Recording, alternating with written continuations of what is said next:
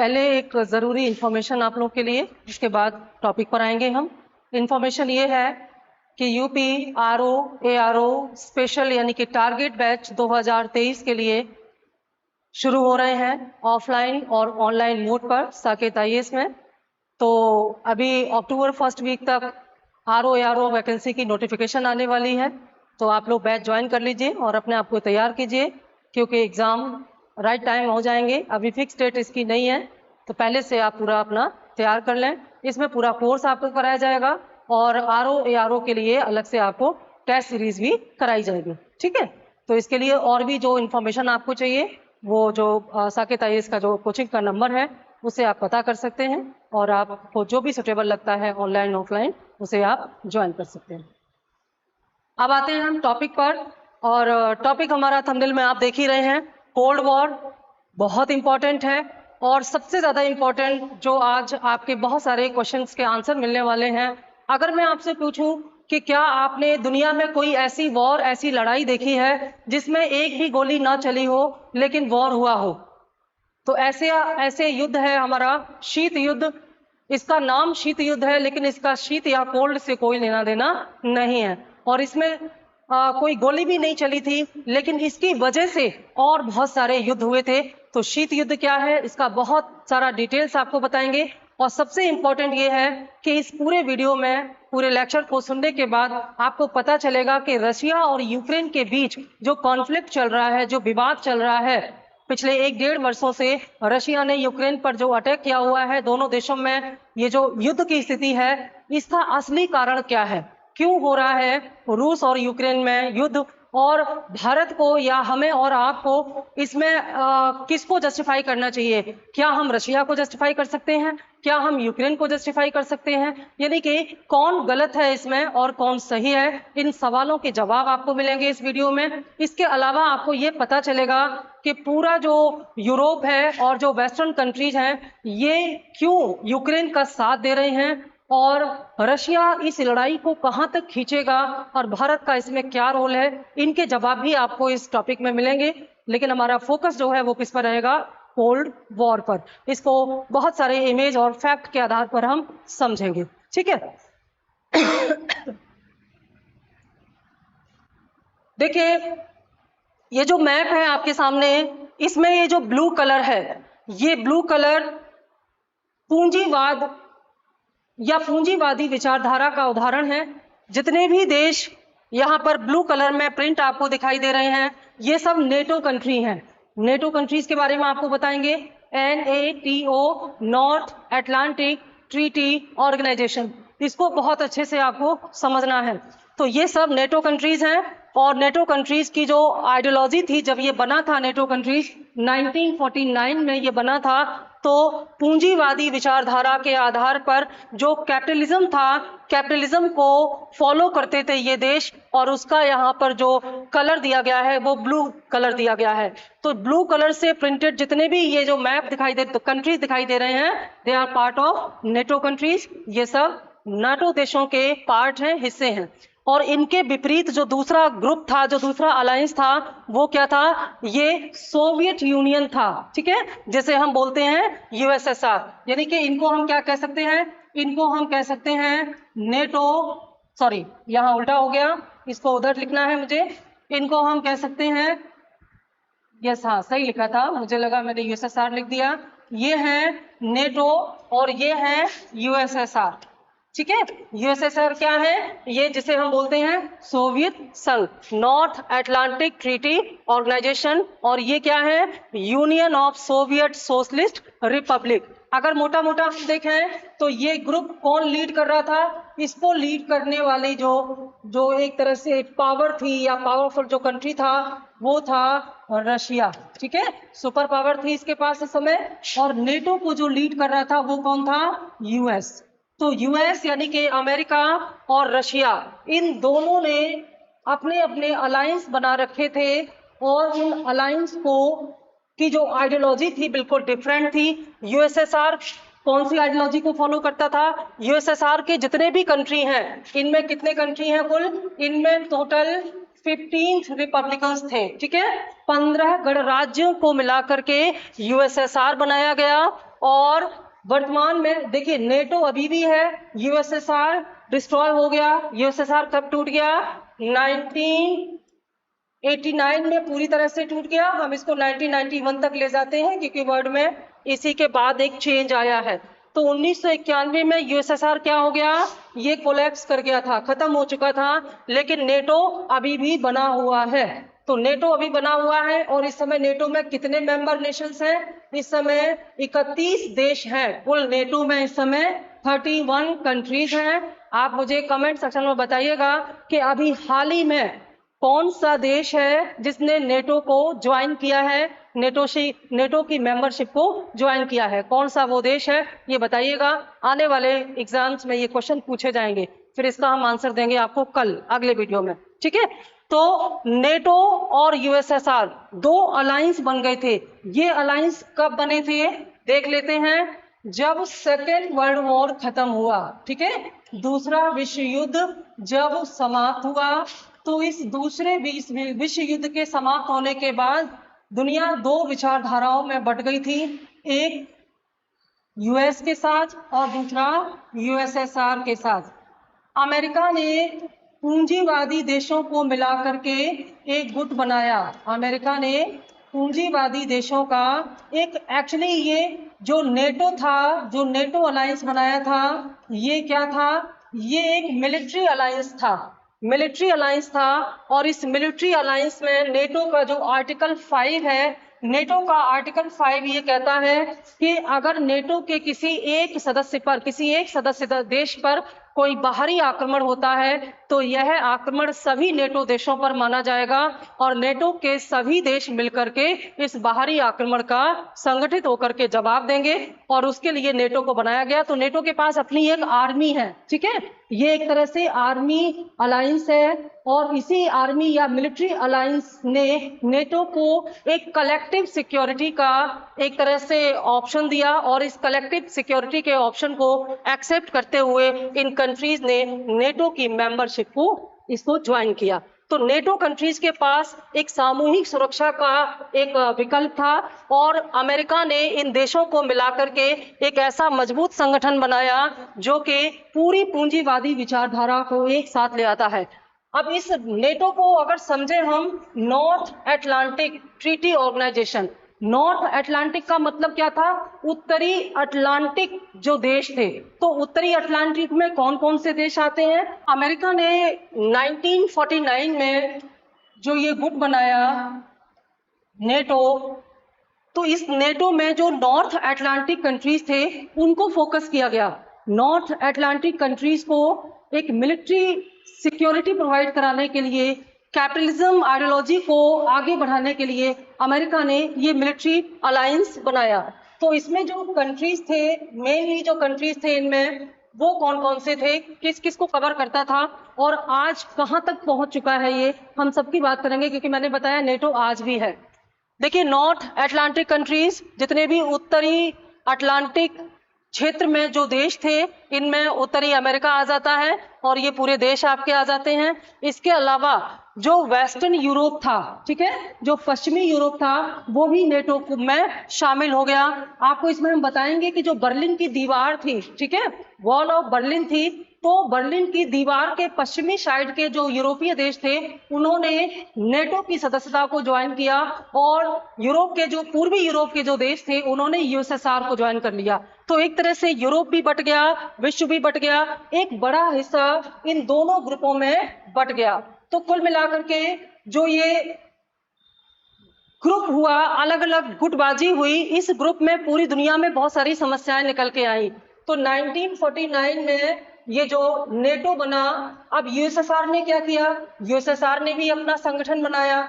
यहाँ पर आपको बता दें कि पहले यूएसएसआर आया या पहले नेटो आया। तो यूएसएसआर एक विचारधारा, कौन सी विचारधारा को फॉलो करते थे? ये साम्यवादी या कम्युनिज्म को फॉलो करते थे। तो साम्यवादी विचारधारा से संबंधित रशिया में एक क्रांति हुई थी जिसको हम रूस की क्रांति या रशियन रिवॉल्यूशन कहते हैं। रूस की क्रांति कब हुई थी? 1917 में। और 1917 का समय कौन सा था? जब फर्स्ट वर्ल्ड वॉर चल रहा था, जब प्रथम विश्व युद्ध चल रहा था, उसी बीच रूस में साम्यवादी क्रांति हुई। रूस की क्रांति पर एक अलग से वीडियो आएगा, वहां डिटेल्स आपको बताएंगे। तो 1917 की इस क्रांति को, रशियन रिवॉल्यूशन को हम बोल्शेविक रिवॉल्यूशन या बोल्शेविक क्रांति भी कहते हैं। इस क्रांति में साम्यवादी विचारधारा का उदय हुआ। कहां पर? रूस में। तो रूस एक ऐसा देश बना जो कि साम्यवादी विचारधारा का पालन करता था, और इसी साम्यवादी विचारधारा के आधार पर रूस ने अपना एक संगठन बनाया। ये जो रूस की क्रांति थी, इस रूस की क्रांति में आपको पता चलेगा कि ये जो सोवियत शब्द है ये कहां से आया। मैंने बताया इसको सोवियत संघ भी कहते हैं, सोवियत संघ, ठीक है। और सोवियत जो शब्द है, या इंग्लिश में इसको कहेंगे सोवियत। ये सोवियत क्या था और कहां से आया ये कॉन्सेप्ट? तो रशियन जो रेवोल्यूशन हुआ था, जो रूस की क्रांति हुई थी 1917 में, इस रूस की क्रांति में रूस के जो क्रांति के जो एक तरह से छोटे छोटे नेता थे, जो क्रांति के लिए छोटे छोटे दल बनाते थे, इन छोटे छोटे दलों को, जो कि क्रांति में पार्टिसिपेट करते थे, रूस का जो शासक था, जो वहां का राजा था जार अलेक्जेंडर, उसके खिलाफ अपने आप को यूनाइट करते थे।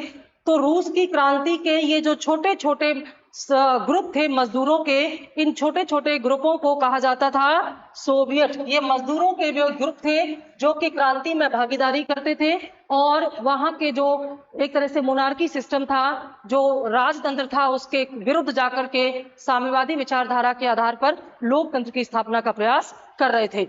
तो 1917 की इस क्रांति से ये जो सोवियत शब्द निकला, सोवियत शब्द निकला, फिर इसी विचारधारा को आगे बढ़ा करके रशिया ने अपना एक संगठन बनाया जिसे कहा गया सोवियत संघ, और रूस जैसी विचारधारा वाले देश इसमें एक साथ होकर के आए। तो दुनिया में जब दूसरा विश्व युद्ध खत्म हुआ तो पूरी दुनिया दो गुटों में बट गई। एक गुट था पूंजीवादी देशों का और दूसरा गुट था साम्यवादी देशों का। साम्यवादी गुट के देशों को या साम्यवादी गुट को यूएसएसआर या सोवियत संघ कहा जाता था, और पूंजीवादी गुट को नेटो कहा जाता था। अब उसके बाद दुनिया में बहुत हलचल हुई, बहुत एक तरह से जो ऐसे देश जो नए आजाद हुए थे वो इस गुटबाजी से दूर रखना चाहते थे, उन्होंने अपने आप को निर्गुट आंदोलन में रखा, यानी कि नॉन अलायंस मूवमेंट से जोड़े रखा, जिनमें से भारत भी था। भारत इनमें से किसी गुट में नहीं था। भारत ना तो पूंजीवादी गुट में था और ना ही साम्यवादी गुट में था। तो शीत युद्ध में क्या हुआ था? दुनिया दो गुटों में बट गई थी, एक नेटो गुट में और दूसरा यूएसएसआर में। यूएसएसआर को जो फॉलो कर रहा था वो रशिया था, और जो नेटो को फॉलो कर रहा था वो यूएस था। और यूएस और रशिया के जो सपोर्टर देश थे उन्होंने इन गुटों को ज्वाइन कर लिया।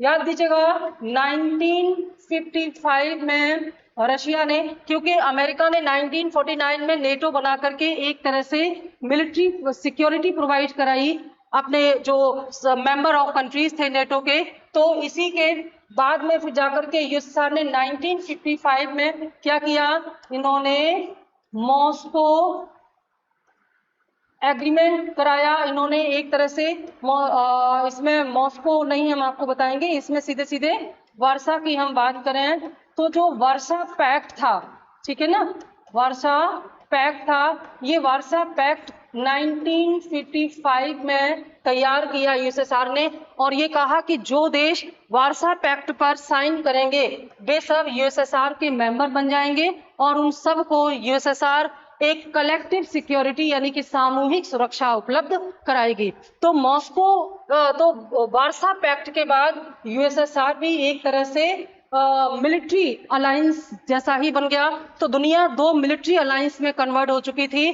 कब? सेकेंड वर्ल्ड वॉर के बाद। पहला मिलिट्री अलायंस था नेटो और दूसरा मिलिट्री अलायंस था यूएसएसआर। तो इन दोनों देशों के बीच का जो कॉन्फ्लिक्ट था, जो तनाव थे, जो टेंशन थे, क्योंकि दोनों की आइडियोलॉजी बिल्कुल अलग थी, तो इनके बीच के जो कॉन्फ्लिक्ट थे उसी को कहा गया कोल्ड वॉर, शीत युद्ध, क्योंकि दोनों ही पावरफुल देश थे। अमेरिका और रूस दूसरे विश्व युद्ध के बाद पावरफुल देश थे, तो इन्होंने अपनी ताकत का इस्तेमाल करके दोनों देशों ने अपनी अपनी एक तरह से शक्ति का प्रदर्शन किया, और उससे दुनिया को बहुत समस्याएं आई। पूरी दुनिया में एक तरह से ऐसी समस्या आई कि सभी देश अपनी अपनी सुरक्षा के लिए कोई ना कोई गुट या अलायंस को ज्वाइन कर रहे थे। कैसे बढ़ा ये, कैसे दुनिया के अधिकांश देश इन गुटों में शामिल हुए, तो एक्सपेंशन ऑफ कोल्ड वॉर में हम पढ़ेंगे कि कैसे इसका विस्तार हुआ कोल्ड वॉर का। In second world war US and USSR in common align, यानी कि दूसरे विश्व युद्ध में अमेरिका और रूस यानी कि यूएस और रशिया एक साथ थे।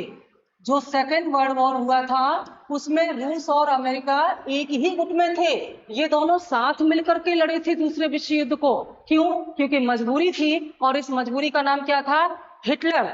यानी कि हिटलर को समाप्त करने के लिए इन दोनों देशों ने एक ही गुट को ज्वाइन किया, ब्रिटिश गुट को ज्वाइन किया, और इन दोनों ने मिलकर के जर्मनी को या हिटलर को हराया। तो रशिया और यूएस एक ही साथ दूसरे विश्व युद्ध में लड़े थे। लेकिन इस दूसरे विश्व युद्ध में अमेरिका ने क्या किया? अमेरिका ने जापान पर जो एक न्यूक्लियर वेपन का यूज किया, उससे रूस को ये समझ में आ गया कि अमेरिका के पास न्यूक्लियर पावर आ चुकी है, एक ऐसी शक्ति आ चुकी है जिसका एक तरह से पूरी दुनिया के पास ऐसी पावर नहीं थी।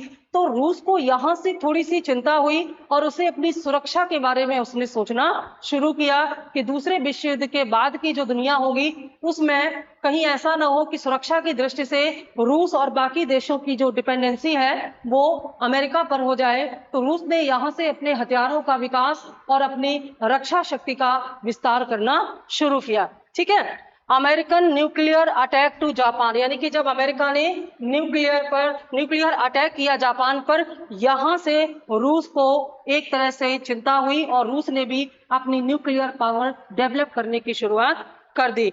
इन 1949 यूएसएसआर अचीव्ड न्यूक्लियर पावर, यानी कि धीरे धीरे विकास करते करते रशिया ने भी न्यूक्लियर पावर जो है वो अचीव कर ली। After second world war US and USSR were two super power, यानी कि दूसरे विश्व युद्ध के बाद अमेरिका और रूस, यहाँ यूएसएसआर को हम रूस या रशिया कह के बुलाएंगे क्योंकि मेन जो उसको लीड कर रहा था वो रशिया ही था, और यहाँ पर तो यूएस था ही।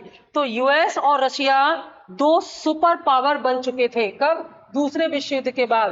कोई तीसरी ऐसी सुपर पावर नहीं थी जो इनको टक्कर दे पाती। तो पूरी दुनिया के पास कोई ऑप्शन नहीं था, या तो वो अमेरिका के साथ जाता या वो रूस के साथ जाता। ठीक है, Marshall Plan by America to Europe protest against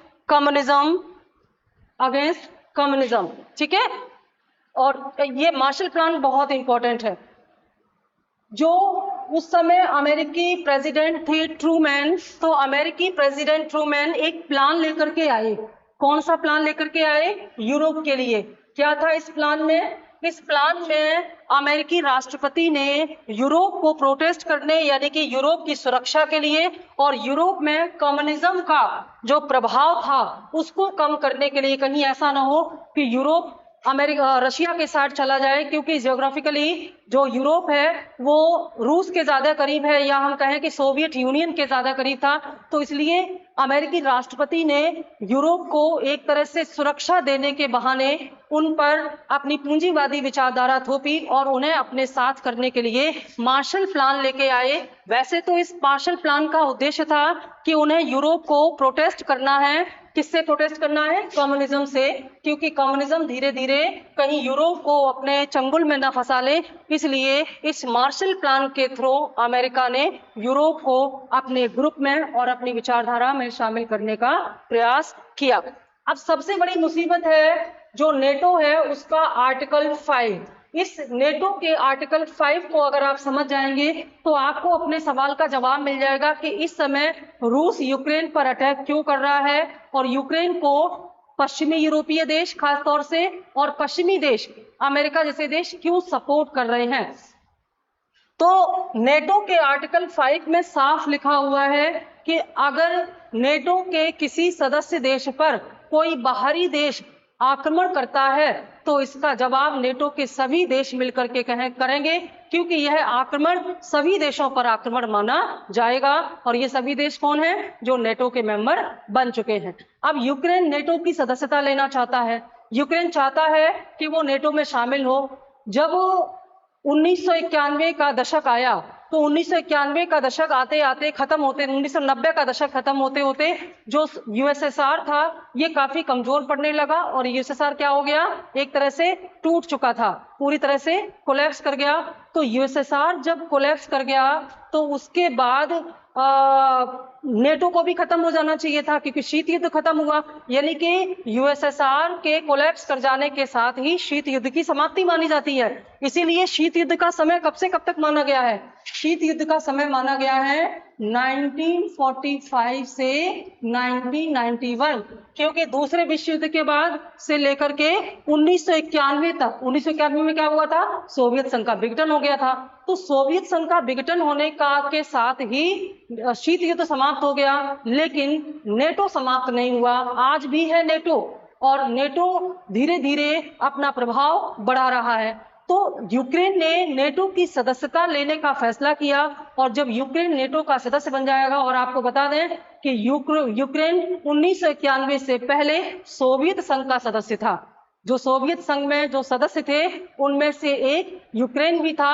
तो सोवियत संघ के सदस्य के तौर पर यूक्रेन रहा है और यूक्रेन और रशिया के जो बॉर्डर है वो आपस में अटैच्ड हैं। तो बहुत ही सिमिलर बॉर्डर होने की वजह से, अटैच्ड बॉर्डर होने की वजह से रूस को हमेशा खतरा बना रहता है। अगर यूक्रेन नेटो को ज्वाइन कर लेता है, सपोज दैट अगर यूक्रेन नेटो को ज्वाइन कर लेता है तो नेटो एक कलेक्टिव सिक्योरिटी को फॉलो करता है और आर्टिकल 5 को फॉलो करता है, जिसके तहत अब यूक्रेन को मिलिट्री सिक्योरिटी प्रोवाइड कराएगा कौन? नेटो। तो ऐसे में जो नेटो को जो सैनिक हैं, जो उनकी मिलिट्री है, वो सीधे सीधे यूक्रेन में जाएगी और यूक्रेन में सुरक्षा देने के नाम पर वहां के बॉर्डर पर जाएगी और सीधे सीधे वो कहां पर पहुंच जाएगी? वो रूस के दरवाजे तक पहुंच जाएगी। तो नेटो के सैनिक, और नेटो के सैनिक कौन है? पश्चिमी देशों के, अमेरिका के सैनिक। तो ये सीधे रूस के दरवाजे तक पहुंच जाएंगे और रूस इसे अपनी सुरक्षा के लिए खतरा मानता है। रूस ने यूक्रेन को साफ किया कि आप नेटो को ज्वाइन मत कीजिए, यह रूस की सुरक्षा के लिए खतरा है। पर नेटो को ज्वाइन करने के लिए यूक्रेन जो है वो जिद पर अड़ा हुआ है और इसी बात को लेकर के समय समय पर यूक्रेन और नेटो के बीच तनाव होते रहे और इन्हीं तनाव के चलते फिर बाद में जब कोई समाधान नहीं निकला तो रशिया ने बलपूर्वक यूक्रेन को नेटो से अलग करने के लिए इस पर आक्रमण किया और निरंतर ये चला आ रहा है। पश्चिमी देश ये चाहते हैं, नेटो देश ये चाहते हैं कि यूक्रेन उनके साथ हो जाए ताकि वो रशिया को अपने प्रभाव में ला सके, क्योंकि आज भी रशिया रक्षा की दृष्टि से, आधुनिक हथियारों की दृष्टि से बहुत आगे जा चुका है, बहुत मॉडर्न टेक्नोलॉजीज हैं उसके पास। तो पश्चिमी देश यूक्रेन को अपने साथ लेकर के एक तरह से रशिया के बॉर्डर तक जाकर के रशिया को कमजोर करना चाहते हैं, थ्रेट क्रिएट करना चाहते हैं और इसीलिए यूक्रेन में अपने आप में कोई ताकत नहीं थी। रशिया एक ही वॉर में यूक्रेन को परास्त कर सकता था, लेकिन निरंतर यूक्रेन को जो असिस्ट दिया जा रहा है, जो एक तरह से सहायता दी जा रही है अमेरिका और पश्चिमी यूरोप के द्वारा, इसकी वजह से लगातार पिछले 1.5 साल से यूक्रेन रशिया को जवाब दे रहा है और ये युद्ध लंबा खिंचता जा रहा है। निश्चित तौर से ये युद्ध कहाँ खत्म होगा ये किसी को पता नहीं है। रशिया की जिद है कि यूक्रेन को वह नेटो में शामिल नहीं होने देगा और नेटो और पश्चिमी देशों की जिद है कि वो नेटो में शामिल होकर के ही रहेंगे। तो ऐसे में दुनिया के सामने एक क्वेश्चन मार्क लग गया है कि इसमें अभी कितने और लोगों की जान जाने वाली है और पूरी दुनिया पर इस यूक्रेन वॉर का बहुत ही नेगेटिव इम्पैक्ट पड़ रहा है। तो नेटो का होना और नेटो का आर्टिकल 5 वर्तमान में रूस और यूक्रेन समस्या का सबसे बड़ा कारण है।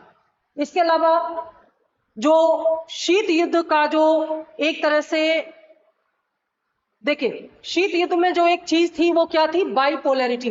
बाइपोलैरिटी का मतलब क्या होता है? द्विध्रुवीय विश्व क्या होते हैं? विश्व में जब शक्तियां दो स्थान पर केंद्रित हो जाती हैं, यानी कि जब दुनिया में दो ताकतवर देश होते हैं और वे अपनी अपनी शक्ति के आधार पर बाकी देशों को अपने अंडर में ले लेते, तो दुनिया दो विचारधारा या दो गुटों में बट जाती है। तो यहाँ पर दो ध्रुव, ध्रुव का मतलब क्या है? ध्रुव का मतलब है power of, point of power, यानी कि शक्ति के केंद्र। तो इस समय शीत युद्ध में शक्ति के दो केंद्र थे। एक केंद्र क्या था? एक केंद्र था नेटो अलायंस और दूसरा केंद्र क्या था? दूसरा था यूएसएसआर। तो शक्ति के ये दो केंद्र हैं, इनको कहा गया बाईपोलर वर्ल्ड या बाईपोलरिटी। यूनिपोलर क्या होता है? यूनिपोलर में शक्ति का एक केंद्र होता है, ठीक है। यूनिपोलर का मतलब क्या होता है? एक ध्रुवीय विश्व, यानी कि जब दुनिया में एक सुपर पावर होती है और पूरी दुनिया उसी के इशारों पर चलती है तो इसे बोलते हैं यूनिपोलर वर्ल्ड। लेकिन जब शक्ति के दो केंद्र होते हैं या दुनिया में दो पावर, सुपर पावर कंट्रीज होते हैं तो इन्हें हम क्या बोलते हैं? Bipolar world. और क्या होता है? मल्टीपोलरिटी, यानी कि बहुध्रुवीय व्यवस्था। बहुध्रुवीय में क्या होता है? जैसे इस समय है, इस समय मल्टीपोलरिटी में शक्ति के बहुत सारे केंद्र हैं और शक्ति के बहुत सारे केंद्र होने से क्या होता है? पावर बैलेंसिंग बनी रहती है, शक्ति संतुलन बना रहता है। ये सबसे अच्छी वैश्विक व्यवस्था मानी जाती है। तो इस तरह से शीत युद्ध में बाईपोलरिटी की वजह से शक्ति के दो केंद्र बन गए थे। एक केंद्र का नियंत्रण अमेरिका के पास था, दूसरे केंद्र का नियंत्रण रूस के पास था और ये दोनों दुनिया के तमाम देशों को अपनी तरफ खींचने का प्रयास करते थे, जिसकी वजह से इन दोनों देशों के बीच में जो संघर्ष होते थे उससे दुनिया भर में कई युद्ध हुए और इन युद्ध की वजह से बहुत सारी क्षेत्रीय समस्याएं उत्पन्न हुई जो आज भी बनी हुई हैं, ठीक है। अब देखिए यहां पर जो शीत युद्ध में दो गुट बन गए थे। अभी मैंने आपको रूस और यूक्रेन के बॉर्डर के बारे में बताया, इसको मैप के माध्यम से समझ लें। ये यूक्रेन का मैप है और यूक्रेन के मैप में ये जो रेड आप देख रहे हैं ये वो एरिया है जो रूस ने इस समय अधिकृत कर लिया है या जो कब्जा कर लिया है रूस ने, ठीक है। तो रेड कलर का एरिया रूस के द्वारा कब्जाया हुआ है और बाकी जो ये यूक्रेन का एरिया है। अब ये पूरा बॉर्डर जो है ये रशिया के साथ शेयर करता है यूक्रेन। अगर इस बॉर्डर पर नेटो के सैनिक आ जाएंगे तो रूस के लिए कितना बड़ा खतरा होगा आप समझ सकते हैं। ये जो ब्लू कलर आप देख रहे हैं ये ब्लू कलर किसका उदाहरण है? ये ब्लू कलर जो नेटो कंट्रीज हैं उनका उदाहरण है। तो यानी कि यह जो नीले रंग से रंगा हुआ क्षेत्र है ये अमेरिका के प्रभाव वाला क्षेत्र है, जो ये रेड कलर वाला है ये रूस के प्रभाव वाला क्षेत्र है और ये जो लाइट ब्लू है ये वो क्षेत्र है जो अमेरिका के प्रभाव में जाना चाहता है, यानी कि ये नेटो में शामिल होना चाहता है। तो कुल मिलाकर के अमेरिका के सपोर्ट के कारण यूक्रेन निरंतर रूस को टक्कर दे रहा है, ठीक है। अब देखिए क्या हुआ इस शीत युद्ध में जो आगे की घटनाएं हैं, क्योंकि हम यहाँ पर शीत युद्ध का विस्तार पढ़ रहे हैं और शीत युद्ध के विस्तार में जो बहुत सारी चीजें हुई हैं उन पर हम डिस्कस करेंगे। अब इसमें वॉर ड्यूरिंग कोल्ड वॉर, यानी कि जो शीत युद्ध हुआ था, कोल्ड वॉर हुआ था, इस कोल्ड वॉर के बीच में और कौन कौन से युद्ध हुए। मैंने आपको बताया कि शीत युद्ध में कोई गोली नहीं चली, अमेरिका और रूस के बीच में सीधे सीधे कोई युद्ध नहीं हुआ, कोई गोली नहीं चली। लेकिन इस शीत युद्ध की वजह से बहुत सारे युद्ध हुए। उनमें से एक है ये जो वॉर ड्यूरिंग वॉर में पहला है कोरियन वॉर, यानी कि कोरियाई युद्ध। ये कोरियन वॉर कब चला? 1950 से 1953। अब कोरिया वॉर में क्या हुआ? कोरिया दो हिस्से में बढ़ गया। ये जो रेड कलर का कोरिया देख रहे हैं ये नॉर्थ कोरिया है, ठीक है। नॉर्थ कोरिया का डिक्टेटर कौन है कमेंट बॉक्स में डालेंगे, सब जानते हैं इसको। और ये कौन है? साउथ कोरिया है। ये साउथ कोरिया क्या है? पूंजीवादी देश है, ठीक है, अमेरिका का समर्थक देश है और ये क्या है? साम्यवादी, यानी कि रूस का समर्थक देश है। अब देखिए जब दूसरा विश्व युद्ध समाप्त हुआ तो इस दूसरे विश्व युद्ध के समाप्ति के बाद रशिया में कोरिया में एक तनाव उत्पन्न हुआ, क्योंकि पहले यह क्षेत्र जापान के पास था, लेकिन जब जापान दूसरे विश्व युद्ध में पराजित हो गया तो ये एक तरह से फ्री हो गया। अब यहाँ पर जो कोरिया का पहले एक ही था, दक्षिण और उत्तर कोरिया नहीं था, पहले कोरिया एक ही था, ये बाद में बांटा गया है। तो ये जो कोरिया था इस पर किसका प्रभाव हो और किसकी निगरानी नियंत्रण में रखा जाए, इस पर बहुत संघर्ष हुआ। जो कोरिया का उत्तरी क्षेत्र था ये भौगोलिक रूप से रूस के समीप है, तो इस पर सोवियत संघ का प्रभाव था। और ये जो इसका दक्षिणी क्षेत्र है इस पर पूंजीवादी देशों का या नेटो देशों का या अमेरिका का प्रभाव था। तो एक तरह से कोरिया को साम्यवादी और पूंजीवादी विचारधारा का प्रभाव लाने के लिए यहाँ पर तनाव उत्पन्न हुए और युद्ध हुआ। और युद्ध की स्थिति में अमेरिका ने कोरिया के दक्षिणी हिस्से का साथ दिया, यानी कि दक्षिण कोरिया हिस्से का साथ दिया, और रूस ने उत्तर कोरिया का साथ दिया। और इनके सपोर्ट के कारण एक 3 वर्षों तक इसमें युद्ध चला। और युद्ध का अंत कहां से हुआ? कोरिया को 2 हिस्से में बांट दिया गया, उत्तर कोरिया और दक्षिण कोरिया। आज भी उत्तर कोरिया साम्यवादी देश माना जाता है और रूस इसको वैचारिक समर्थन देता है। इसके अलावा जो दक्षिण कोरिया है ये पूंजीवादी देश है और काफी तरक्की कर रहा है अर्थव्यवस्था की पॉइंट ऑफ व्यू से। तो एक ये वॉर हुआ, इसमें बहुत नुकसान हुआ।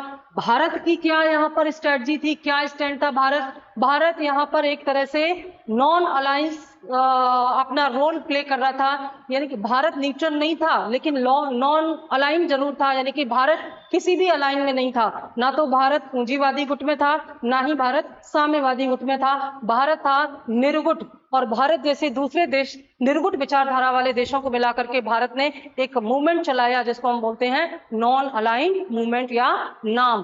तो भारत ने यहाँ पर बहुत ही निष्पक्ष तरीके से अपना विचार रखा। ना तो उसने सोवियत संघ का साथ दिया या साम्यवादी देशों का साथ दिया, ना ही उसने पूंजीवादी देशों का साथ दिया, क्योंकि भारत को अभी भी आजादी मिली थी और हम किसी गुटबाजी में फंसना नहीं चाहते थे। तो कोल्ड वॉर के दौरान होने वाला ये महत्वपूर्ण युद्ध कोरियन वॉर के रूप में आप देख रहे हैं। देखिए ये साउथ कोरिया के मिलिट्री ट्रूप्स हैं जो युद्ध के लिए अपना टैंक लेकर के जा रहे हैं। इसके अलावा और कौन सा युद्ध हुआ? अब देखिए इसी शीत युद्ध के दौरान एक महत्वपूर्ण घटनाक्रम हुआ, वो क्या था? बर्लिन वॉल डिवाइडेड यूरोप, यानी कि शीत युद्ध में यूरोप भी बट गया था। यूरोप कैसे बट गया था? पश्चिमी यूरोप और पूर्वी यूरोप।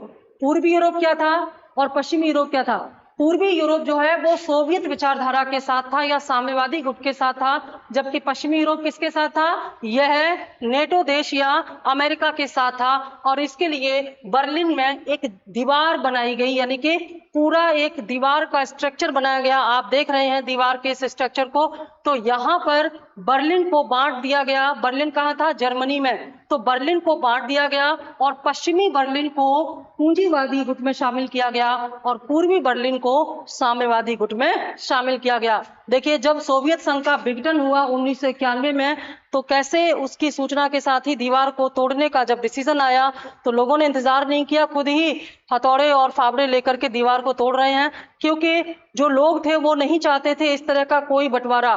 खास तौर से जो पूर्वी बर्लिन के देश थे वहां की अर्थव्यवस्था बहुत डाउन थी और पश्चिमी बर्लिन काफी तरक्की कर रहा था क्योंकि वो पूंजीवादी देशों के साथ था। तो पूर्वी बर्लिन से पश्चिमी बर्लिन की ओर जो एक तरह से माइग्रेशन हो रहा था, पलायनवाद हो रहा था, तो सोवियत संघ को इस बात का डर था कि कहीं साम्यवादी विचारधारा कमजोर न पड़ जाए, कहीं ऐसा न हो कि पूर्वी यूरोप के देश जो है वो पश्चिमी विचारधारा में शामिल न हो जाएं। तो इनको बांटने के लिए ये जो दीवार है वो बनाई गई। तो कैसे इस बर्लिन की दीवार ने या बर्लिन वॉल ने इस शीत युद्ध में यूरोप को 2 विचारधाराओं में बांट दिया, ये आप देख सकते हैं। इसके अलावा जो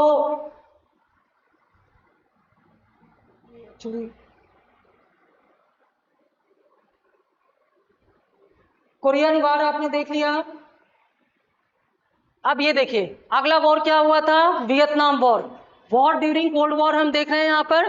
तो वियतनाम वॉर हुआ, कब से कब तक हुआ? ये बहुत लंबा वॉर चला, 20 सालों तक चला था, 1995 से 1975। अब ये जो वियतनाम वॉर चला, इस वियतनाम वॉर में भी वियतनाम को 2 हिस्से में बांट दिया गया था, लेकिन बाद में ये बंटवारा खत्म कर दिया गया। इस समय एक ही वियतनाम है, ठीक है। तो ये जो रेड कलर का वियतनाम देख रहे हैं ये किसके प्रभाव में है? सोवियत संघ के प्रभाव में, यानी कि रूस के प्रभाव में है। और ये किसके साथ है? अमेरिका के साथ है। तो विचारधारा के आधार पर वियतनाम में भी युद्ध हुए और यहाँ भी बंटवारा हुआ। आप देख सकते हैं कि वियतनाम के इस युद्ध ने कितनी समस्या पैदा की और एक तरह से जो ईस्ट एशियाई साउथ ईस्ट एशियन कंट्रीज थे, वहां पर काफी असुरक्षा की भावना यहाँ पर बन गई थी। ठीक है, अब देखिए, हाँ, इसके अलावा आप देखेंगे वियतनाम वॉर हुआ। अब कुल मिलाकर के अमेरिका और रूस किसी न किसी बहाने अपनी शक्ति का प्रदर्शन करना चाहते थे, कोई किसी से कम होना नहीं चाहता था, तो इसलिए इन्होंने तरह तरह से अपने शक्ति का प्रदर्शन किया। अब इसमें जो देखिए एक इंपॉर्टेंट बड़ी इंटरेस्टिंग चीज ये देखिए, क्यूबन मिसाइल क्राइसिस 1967 में क्यूबा में मिसाइल संकट आया। ये वो घटना थी, वो इंसिडेंस था जिसके बाद कोल्ड वॉर कमजोर पड़ने लगा। यानी कि इसी इंसिडेंस के बाद, इस इंसिडेंस में पहली बार अमेरिका और रूस ने अपनी शक्ति का प्रदर्शन किया और दोनों बराबरी पर आ गए, और उसके बाद इन्होंने वॉर या कॉन्फ्लिक्ट की जगह पर बातचीत करना शुरू किया और शांति के साथ मुद्दों का निपटारा करना शुरू किया। तो इसमें क्या था, इसमें रूस ने, सोवियत संघ ने अपनी मिसाइल तैनात कर दी थी क्यूबा में। अब क्यूबा कहाँ है, यूनाइटेड स्टेट यानी कि अमेरिका के बहुत ही पास है। आप देख सकते हैं ये रहा क्यूबा, और क्यूबा में ये जो मिसाइल तैनात की गई थी ये मीडियम रेंज की बैलिस्टिक मिसाइल थी और ये इंटरमीडिएट रेंज की भी बैलिस्टिक मिसाइल थी। तो आप देख सकते हैं ये मिसाइल जो मीडियम रेंज की मिसाइल है वो कहाँ तक, वो आपकी अटलांटा से ऊपर, या हम कह सकते हैं वॉशिंगटन से थोड़ा सा नीचे तक एरिया कवर कर रही हैं।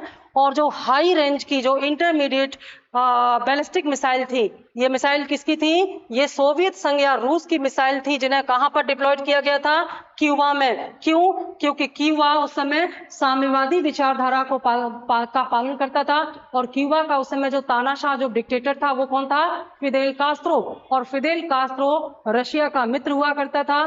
तो सोवियत विचारधारा को यहाँ बढ़ाने के लिए, क्योंकि अमेरिका पूंजीवादी विचारधारा का प्रभाव तेजी से यूरोप में बढ़ा रहा था, तो रूस ने इसके जवाब में बिल्कुल अमेरिका के करीब जाकर के क्यूबा में अपनी साम्यवादी विचारधारा को बढ़ाया और क्यूबा को पूरी तरह से साम्यवादी विचारधारा में शामिल करके वहां पर ये जो न्यूक्लियर मिसाइल हैं इनको तैनात कर दिया और इनका जो पॉइंट किया सीधे अमेरिका को किया। अमेरिका इस बात को अच्छी तरह से जानता था कि अगर इस समय रशिया के साथ, सोवियत संघ के साथ कोई भी तनाव हुआ तो सीधे सीधे अमेरिका को टारगेट करके ये मिसाइल चला दी जाएंगी और अमेरिका को बहुत ज्यादा नुकसान होने वाला था इससे। तो इसलिए क्यूबा में ये जो मिसाइल डिप्लॉय की थी किसने, सोवियत संघ ने, ये अमेरिका के एक बड़े एरिया को कवर करता था। और इस घटना के बाद अमेरिका समझ गया कि सोवियत संघ के पास अब आधुनिक हथियार आ चुके हैं, पावर बहुत ज्यादा है, शक्ति बहुत ज्यादा है, इसलिए अब रूस के साथ शक्ति प्रदर्शन करने का कोई फायदा नहीं है। तो इस घटना ने एक तरह से शक्ति प्रदर्शन के पीक पर पहुंचा दिया दोनों देशों को। अब देखिए, कोरियन वॉर हुआ, वियतनाम वॉर हुआ और क्यूबा मिसाइल क्राइसिस हुई। अब एक नया दौर शुरू हुआ और ये नया दौर किसका था, अब पीस ऑफ ट्रीटी यानी कि समझौते का नया दौर शुरू हुआ कि भाई चलो बातचीत करके मैटर सुलझा लेते हैं। और ये बातचीत क्या थी, इनमें 1963 में एनटीबीटी न्यूक्लियर टेस्ट बैन ट्रीटी का विचार रखा गया कि भाई अब अमेरिका के पास भी न्यूक्लियर था, अब रशिया के पास भी न्यूक्लियर था, तो ऐसे में न्यूक्लियर पावर का और ज्यादा विस्तार नहीं होने देना है, नहीं तो सभी के पास हो जाएगा तो फिर सभी सुपर पावर हो जाएंगे। क्या करना है इनको बाइपोलैरिटी रखना है। तो इन्होंने एक ट्रीटी बनाई, तैयार की और इस ट्रीटी में कहा कि जो एनटीबीटी है इस पर साइन करने वाले देश न्यूक्लियर टेस्ट नहीं कर पाएंगे। न्यूक्लियर टेस्ट को बैन करने के लिए एक ट्रीटी बनाई और तमाम देशों को इस पर साइन करने के लिए प्रेरित किया। और क्या किया, NPT, non proliferation of nuclear weapons, यानी कि ये कहा कि एनपीटी पर जो साइन करेंगे वो क्या करेंगे, वे अपने न्यूक्लियर वेपन्स का क्या नहीं कर पाएंगे, विस्तार नहीं कर पाएंगे। प्रोलिफरेशन मतलब विस्तार या व्यापक रूप से इसका उपयोग नहीं कर पाएंगे। तो इन संधियों के माध्यम से अमेरिका और रूस ने विश्व में हथियारों के विस्तार को, खासतौर से जो न्यूक्लियर वेपन्स थे उनके विस्तार को नियंत्रित करने का प्रयास किया। और क्या हुआ इसके अलावा बहुत सारे ऐसे प्रयास किए गए जिससे कि ज्यादा से ज्यादा देशों को ये अपने साथ ला सके। देखिए, अब जो नेटो था नॉर्थ अटलांटिक देशों को पूंजीवादी विचारधारा में शामिल करता था, लेकिन अमेरिका को तो नॉर्थ अटलांटिक देशों के अलावा और दूसरे देशों को भी अपने नेटो में शामिल करना था, या ये कहिए कि पूंजीवादी विचारधारा में शामिल करना था, लेकिन वो अटलांटिक क्षेत्र में नहीं आते।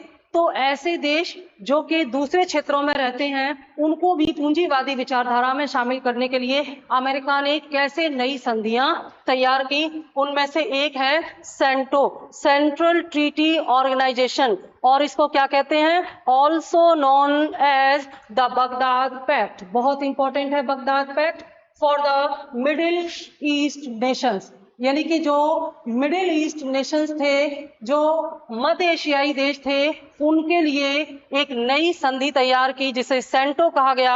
और क्योंकि बगदाद में ये तैयार की गई थी तो बगदाद पैक्ट इसको कहा गया, और इसके द्वारा मध्य एशियाई देशों को पूंजीवादी विचारधारा में शामिल करने का प्रयास किया किसने, अमेरिका ने। इसके पीछे दो उद्देश्य थे अमेरिका के। पहला उद्देश्य था कि यह क्षेत्र साम्यवादी विचारधारा में शामिल नहीं होना चाहिए, क्योंकि भौगोलिक दृष्टि से साम्यवादी देशों के काफी करीब था, सोवियत संघ या रूस के काफी करीब था। तो साम्यवादी विचारधारा को कमजोर करने के लिए, पूंजीवादी विचारधारा को मजबूत करने के लिए इस मध्य एशियाई देश को अपने पूंजीवादी विचारधारा में शामिल करना अमेरिका के लिए जरूरी था। दूसरा उद्देश्य क्या था, इस क्षेत्र के जो नेचुरल रिसोर्सेज थे, खासतौर से जो गैस रिसोर्सेज थे, जो एनर्जी रिसोर्सेज थे, उन पर कब्जा करने के लिए, क्योंकि वह अमेरिका जानता था कि भविष्य में इनकी बहुत कीमत और जरूरत लगने वाली है। तो इसलिए इस क्षेत्र में स्थित जो नेचुरल रिसोर्सेज हैं, वो जो गैस और एनर्जी के रिसोर्सेज हैं, उन पर अपनी निगरानी रखने के लिए कहीं ये सोवियत के हाथ न लग जाएं, और दूसरी चीज इस क्षेत्र में सोवियत देशों का प्रभाव कम करने के लिए सेंटो ट्रीटी बनवाई, और बगदाद पैक्ट के माध्यम से ज्यादा देशों को इसमें शामिल करके मिडिल ईस्ट में अपना एक तरह से प्रभाव या इन्फ्लुएंस जमाने का प्रयास किया। किसने, पूंजीवादी देशों ने या अमेरिका ने। ठीक है, और क्या किया इसके अलावा इन्होंने सीटो बनाया, एक दूसरी इन्होंने अपना संगठन बनाया या संधि बनाई, सीटो। तो सेंटो और सीटो एक तरह से पूंजीवादी विचारधारा को विस्तार दे रहे थे और नए नए देशों को अपनी विचारधारा में शामिल कर रहे थे। ठीक है, सेंटो के द्वारा किसको, सेंटो के द्वारा मिडिल ईस्ट क्षेत्र को, और सीटो के द्वारा किसको, यहाँ पर सीटो के द्वारा किया जा रहा था किसको, एक तरह से एशिया, जो साउथ ईस्ट एशियन नेशंस हैं, उनको इसमें शामिल करने का प्रयास अमेरिका कर रहा था। इसमें कौन कौन से देशों को शामिल किया गया, इसमें Australia, Burma, Cambodia, Canada, France, Indonesia, Japan, Laos, Malaysia, New Zealand, Pakistan. ध्यान देने वाली बात है पाकिस्तान, यानी कि पाकिस्तान जो है वो कौन सी विचारधारा में था, यहाँ पर पाकिस्तान यहाँ पर पूंजीवादी विचारधारा का पालन कर रहा था। South Korea, south Vietnam, Taiwan, Thailand, United kingdom और यूनाइटेड स्टेट्स, इतने लोग इसके माध्यम से एक साथ होकर के आए। जो बेसिकली इसमें शामिल हुए थे South East Asian Treaty Organisation में, वो ऑस्ट्रेलिया थे, वो थाईलैंड थे, वो आपके पाकिस्तान थे, जिन्होंने बहुत स्ट्रेंथ दी कैपिटलिज्म को। पाकिस्तान, फिलीपाइंस और साउथ कोरिया ने इकोनॉमिक स्ट्रेंथ दिया। ठीक है, थाईलैंड, ताइवान, इन देशों को इसमें शामिल किया गया। चाइना कहाँ था, चाइना सोवियत संघ की विचारधारा को फॉलो कर रहा था इस समय। ठीक है, रूस के साथ था, साम्यवादी विचारधारा को चाइना फॉलो कर रहा था, लेकिन पाकिस्तान को अमेरिका ने पूंजीवादी विचारधारा में शामिल करने में वह यहाँ पर सफल रहा। तो आप समझ सकते हैं कैसे अपने अपने गुट को मजबूत करने के लिए ये दोनों अलायंस जो है, नेटो और यूएसएसआर, निरंतर प्रयास कर रहे थे दुनिया के ज्यादा से ज्यादा क्षेत्र को अपनी विचारधारा में शामिल करने, अपने गुट में शामिल करने के लिए इन्होंने जो प्रयास किए, अपना जो पावर एक तरह से दिखाने की कोशिश की, उसकी वजह से दुनिया में इतनी सारी समस्याएं आई कि आज भी यूक्रेन वॉर के रूप में हम उसको देख रहे हैं। ठीक है, तो कुल मिलाकर के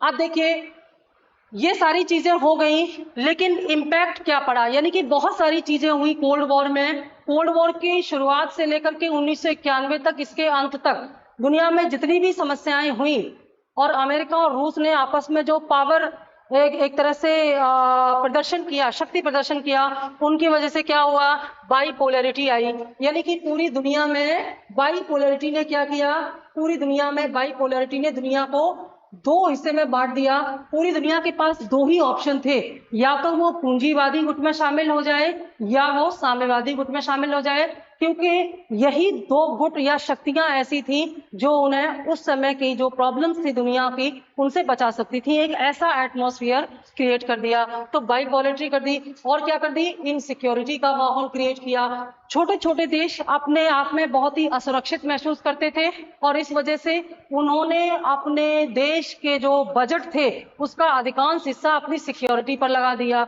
जिन पैसों से उनकी सड़कें बननी चाहिए थी, जिन पैसों से उनकी गरीबी दूर होनी चाहिए थी, उन पैसों से अब वो बंदूकें बना रहे थे, क्योंकि उन्हें अपनी देश की सुरक्षा करनी थी। क्योंकि हर कहीं हर समय युद्ध की आशंका उत्पन्न हो गई थी। ऐसा लगता था कहीं भी युद्ध हो सकता है, पता नहीं किस समय कहां से युद्ध की घोषणा हो जाए। तो हमेशा ये इस बात के लिए तैयार अपने आप को रखना चाहते थे। तो इनसिक्योरिटी यानी कि असुरक्षा की भावना थी, और इस असुरक्षा की भावना ने तमाम देशों की इकोनॉमी को भी डिस्ट्रॉय किया, और इन देशों को किसी न किसी गुट में ज्वाइन होने के लिए मजबूत किया। इसके अलावा वॉर सिचुएशन, हर समय वॉर सिचुएशन बनी रहती थी। मैंने बताया कहाँ कब युद्ध हो जाए, अमेरिका और रूस किस स्थान पर अपने आप में इनमें तनाव हो जाए और उसकी वजह से स्थानीय स्तर पर युद्ध की शुरुआत हो जाए, इसका डर निरंतर बना रहता था। आर्म्स रेस एंड मिलिटराइजेशन, यानी कि हथियारों की होड़ और एक तरह से मिलिटराइजेशन शुरू हुआ। ज्यादा से ज्यादा मिलिट्री बनाओ, ज्यादा से ज्यादा हथियारों का निर्माण करो, इस पर कंपटीशन शुरू हो गया। Lack of capital in poverty and social development, यानी कि अमेरिका और रूस जैसे ताकतवर देश अपना पैसा इस शीत युद्ध पर खर्च कर रहे थे, आपस में शक्ति प्रदर्शन पर खर्च कर रहे थे, जबकि इनकी जिम्मेदारी बन रही थी कि इस पैसे से वो गरीब देशों के विकास पर फोकस करें, उनके विकास को आगे बढ़ाएं, दुनिया में जो गरीबी है उस पर पैसे खर्च करें, सोशल डेवलपमेंट पर करें, पर उसके लिए किसी के पास फंड नहीं था। फॉर्मेशन ऑफ मिलिट्री अलायंस, यानी कि मिलिट्री अलायंस फॉर्मेट हुए कैसे, एक तो वार्सा पैक्ट से और दूसरा नेटो से। नेटो और वार्सा पैक्ट ने दो मिलिट्री अलायंस बना दिए, जिन्होंने सुरक्षा के नाम पर, सुरक्षा देने के नाम पर तमाम देशों को अपने साथ लाने का प्रयास किया। Impact on decision of UN, देखिए संयुक्त राष्ट्र संघ बनाया गया था ना, यूनाइटेड नेशंस बनाया गया था। कब बनाया गया था, जब सेकेंड वर्ल्ड वॉर समाप्त हुआ। तो सेकेंड वर्ल्ड वॉर समाप्त होने के बाद 1945 में एक संगठन बनाया गया, और ये संगठन किस लिए बनाया गया था, ये संगठन बनाया गया था कि दुनिया में अब तीसरा युद्ध ना हो। जब पहला युद्ध समाप्त हुआ 1919 में, तो उस पहले युद्ध की समाप्ति पर लीग ऑफ नेशंस बनाया गया था, राष्ट्र संघ बनाया गया कि अगला युद्ध नहीं होना चाहिए। लेकिन 20 साल बाद फिर दूसरा युद्ध हो गया, तो दूसरे विश्व युद्ध के बाद एक और पावरफुल अंतरराष्ट्रीय संगठन बनाया गया, संयुक्त राष्ट्र संघ या यूएन के रूप में, यूनाइटेड नेशंस के रूप में। और ये माना गया कि अब इसके बाद, दूसरे विश्व युद्ध के बाद जो भी अंतरराष्ट्रीय संकट होगा, जो भी समस्याएं होंगी, उनका समाधान अब यूएन के माध्यम से किया जाएगा, ताकि तमाम देशों में आपस में तनाव और युद्ध की स्थिति ना आए। लेकिन इस बाइपोलरिटी की वजह से जो संयुक्त राष्ट्र था, यह अपने डिसीजन नहीं ले पा रहा था, इस पर इम्पैक्ट पड़ा, क्योंकि संयुक्त राष्ट्र किसी न किसी महाशक्ति के दबाव में काम करता था। इसलिए संयुक्त राष्ट्र पर के फैसले भी प्रभावित हुए, और दुनिया का इस पर जो भरोसा था वो कमजोर पड़ा। एक चीज यहाँ पर आपको हम और बता दें कि दुनिया में जो एक तरह से पावर पोलराइजेशन हो रहा था उस समय, तो उस समय दो चीजें और हो रही थी कि जो स्पेस रेस शुरू हो गई थी अमेरिका और किसके बीच में, रूस के। यानी कि ये लोग जमीन पर तो अपनी शक्ति का प्रदर्शन कर ही रहे थे, स्पेस में भी अपनी शक्ति का प्रदर्शन कर रहे थे, क्योंकि एक अलायंस दूसरे के से ज्यादा और जल्दी नई टेक्नोलॉजी हासिल करके दुनिया को अपने प्रभाव में लाने का प्रयास कर रहा था, जिससे उनका जो अलायंस है वो ज्यादा स्ट्रॉन्ग बन जाए।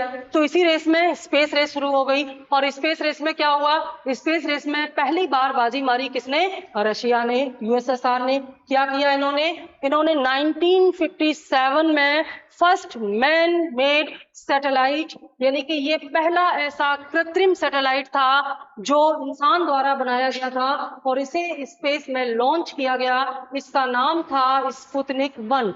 ये स्पुतनिक 1 जब रूस ने स्पेस में सफलतापूर्वक छोड़ा तो अमेरिका को और दुनिया को यह पता चला कि स्पेस टेक्नोलॉजी में यूएसएसआर उनसे काफी आगे निकल चुका है, और इसे अमेरिका ने अपने लिए चुनौती मानी क्योंकि वह स्पेस में कहीं पिछड़ न जाए। इसीलिए अमेरिका ने पूरा ध्यान किस पर रखा, अमेरिका ने अपना पूरा ध्यान फोकस किया अपने मून मिशन पर, और अनाउंस किया कि 1970 से पहले वह चांद पर अपना आदमी भेजेगा, और इसके लिए मून मिशन शुरू हुआ। First moon mission with man by US in 1969। ठीक है, आप देखिए नील आर्मस्ट्रॉन्ग पहले व्यक्ति थे जिन्होंने चांद पर अपना कदम रखा। तो अमेरिका ने, जब रूस ने मैन मेड सैटेलाइट भेजा तो अमेरिका ने अपनी शक्ति को और ज्यादा दिखाते हुए उन्होंने क्या कहा, उन्होंने व्यक्ति को ही, इंसान को ही चांद पर भेज दिया। तो आप समझ सकते हैं कि स्पेस रेस में भी अमेरिका और रूस एक दूसरे को टक्कर देने का प्रयास कर रहे थे और ज्यादा से ज्यादा पैसे खर्च कर रहे थे इस फील्ड में, निश्चित तौर पर पूरी दुनिया के विकास पर, गरीबी दूर करने पर, और बहुत सारी जो उस समय की समस्याएं थी जो दूसरे विश्व युद्ध के बाद निकली थी उन पर से फोकस हटा, और इस वजह से दुनिया बहुत पिछड़ गई, और इन दोनों देशों की आपसी प्रतिस्पर्धा में बाकी दुनिया का बहुत ज्यादा नुकसान हुआ। अब इसके अलावा देखिए एक नंबर यहाँ मेरे सामने लिखा हुआ है कि उस समय अमेरिका के पास कितने न्यूक्लियर वेपन्स थे, अमेरिका के पास न्यूक्लियर वेपन्स थे 23,000, 23,000, और रशिया के पास जो न्यूक्लियर वेपन्स थे वे थे 39,000। तो एक तरह से होड़ लगी हुई थी, कंपटीशन शुरू हो चुका था, किसके पास ज्यादा न्यूक्लियर वेपन्स होंगे, कौन पहले चांद पर चला जाता है, कौन पहले अपना सैटेलाइट छोड़ देता है, कौन किस देश को अपने गुट में शामिल कर लेता है, किसके पास कितने सैनिक हैं। इसी वैश्विक प्रतिस्पर्धा ने रूस और अमेरिका के बीच में जो तमाम तरह के तनाव पैदा किए, इन्हीं तनाव को हम क्या कहते हैं, इन्हीं तनाव को हम बोलते हैं शीत युद्ध। तो शीत युद्ध में जो अमेरिका और रूस के बीच का तनाव था उसने आज की यूक्रेन समस्या को पैदा किया कि यूक्रेन रूस का पुराना सहयोगी है, और आज यूक्रेन नेटो या अमेरिका के साथ जाना चाहता है। निश्चित तौर पर रूस इसे अपनी सुरक्षा के लिए खतरा मानता है, इसलिए रूस यूक्रेन को ऐसा करने से रोक रहा है, लेकिन अमेरिका निरंतर यूक्रेन को सपोर्ट देकर के रूस को कमजोर करना चाहता है। एक तरह से ये स्ट्रेटजी या कंटिन्यूअस ये युद्ध हो रहा है, तो रूस का भी नुकसान हो रहा है, यूक्रेन का भी हो रहा है, और निसंदेह उन देशों का भी हो रहा है जो यूक्रेन को सपोर्ट करते हैं। भारत ने इन दोनों विचारधाराओं की गुटबंदी से बचने के लिए और शीत युद्ध का प्रभाव अपने ऊपर ना पड़े, इसके लिए अपना एक फ्री मंच बनाया, और इस फ्री मंच को ही कहते हैं नॉन अलायंस, यानी कि निर्गुट।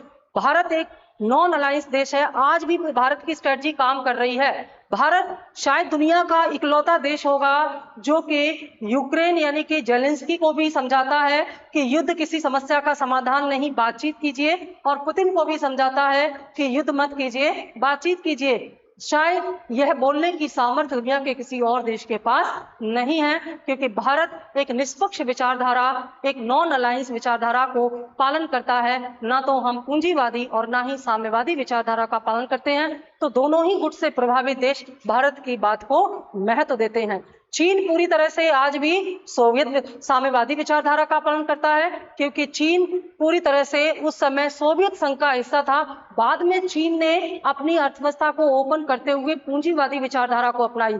अब चीन की स्ट्रेटजी अगर देखें तो चीन एक ऐसा देश है जिसकी राजनीतिक विचारधारा साम्यवादी है, लेकिन उसकी आर्थिक विचारधारा कैसी है? पूंजीवादी है। तो हम चीन के आइडियोलॉजी या चीन के मॉडल को क्या कह सकते हैं? स्टेट कंट्रोल कैपिटलिज्म, यानी कि चीन में एक ऐसा पूंजीवाद है जिसका नियंत्रण वहां की सरकार के पास है, और इस वजह से चीन ने बहुत लाभ उठाया इसका। पूंजीवादी देशों से आधुनिक तकनीक और निवेश के माध्यम से आज चीन इतना तरक्की कर रहा है।